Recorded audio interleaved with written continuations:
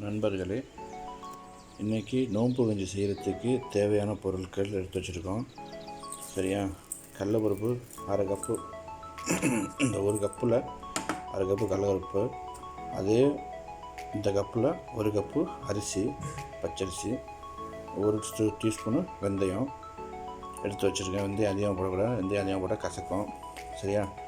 அடுத்தபடியாக நம்ம எப்படி செய்கிறதுன்ட்டு வாங்க பார்ப்போம்.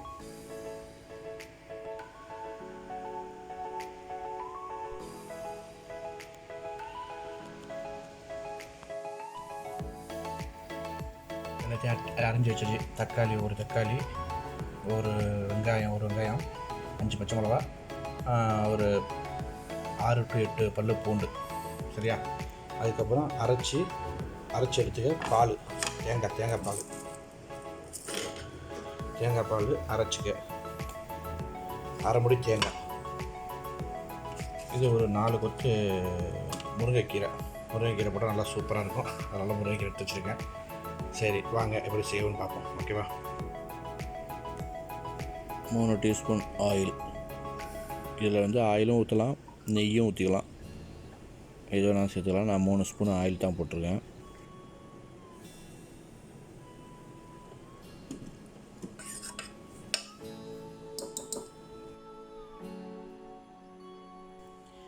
இரண்டு பட்டை, 2 ஏலக்காய், 2 கிராம்பு.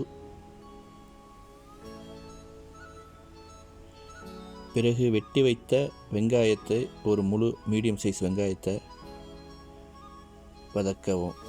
அதாவது ரொம்ப வதக்க வேண்டாம், பிரியாணிக்கு போல் வதக்க வேண்டாம், சும்மா மீடியமாக வதக்கினா போதும். பிறகு பூண்டு ஆட் பண்ண போகிறேன். பூண்டையும் ஆட் பண்ணி சும்மா லைட்டாக வதக்கிட்டு,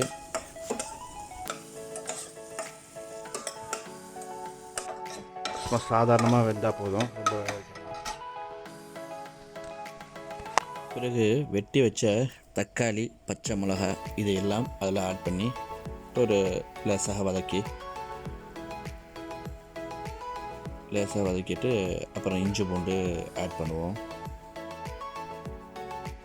இதோடைய நம்ம சால்ட்டும் சேர்த்துக்கலாம். இஞ்சி பூண்டு 1 to 1.5 ஸ்பூனு சேர்த்துக்குங்க. அப்புறம் இந்த இஞ்சி பூண்டு வெள்ளையாகிறதுக்கு ஒரு சின்ன டிப்ஸ் சொல்கிறேன், கேட்டுங்க.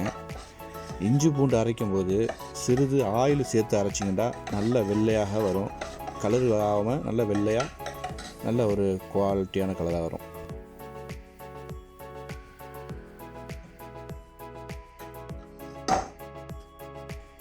அரிசி, கடலைப்பருப்பு, வெந்தயம் ஏற்கனவே நம்ம கழுவி ஊற வச்சது. இதை இந்த பாத்திரத்தில் கொட்டி ஒரு பிரட்டி இதோடு சேர்த்து கொதிக்க வச்ச தண்ணியை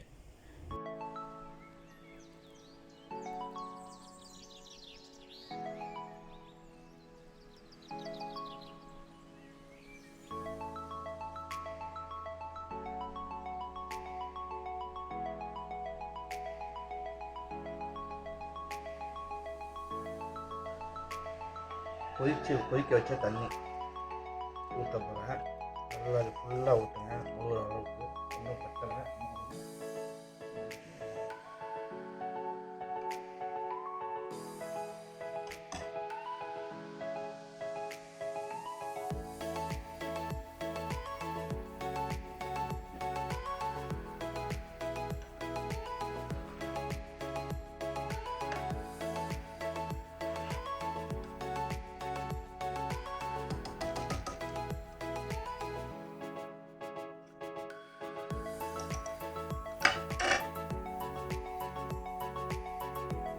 ஃபுல்லாக தண்ணியை ஊற்றி அப்படியே கொஞ்சம் கொதி வரவங்க நல்லா ஃபுல்லாக தண்ணியை ஊற்றி கொதி வர அளவுக்கு மூடிச்சிட்டு அப்புறம் கீரை கொதித்த பிறகு தான் கீரையை எடுத்து வச்ச முருங்கைக்கீரை மேலே போடுறது. அதுக்கப்புறம் தேங்காய் வச்சு அதை ஊற்றிடலாம். அவ்வளோதான், வேலை முடிஞ்சிச்சு.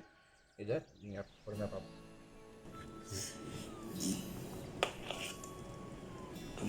நல்லா கொதிச்சுட்டு இருக்குது. இன்னும் நல்லா கொதிக்கணும்.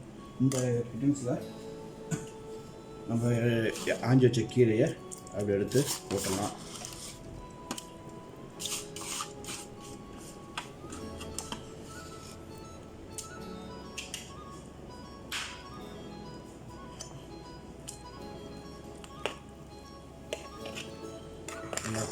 நல்லா ஒரு கிண்டு கொதி கிண்டுங்க.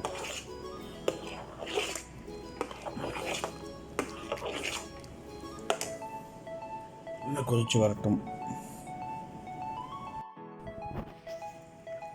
நல்லா கொதித்து வந்த பிறகு கீரையை அதில் கொட்டியாச்சு. முருங்கை கீரையை அதில் போட்டாச்சு.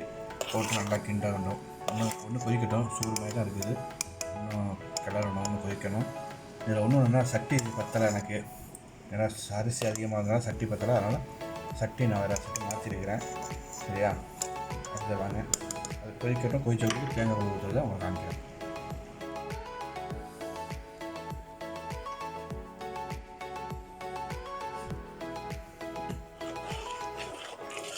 கஞ்சி ரெடி ஆகிட்டு நல்லா கிண்டியாச்சு.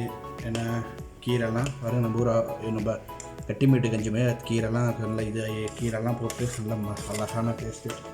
இப்போ நம்ம தேங்காய் பால் ஊற்ற போகிறோம்.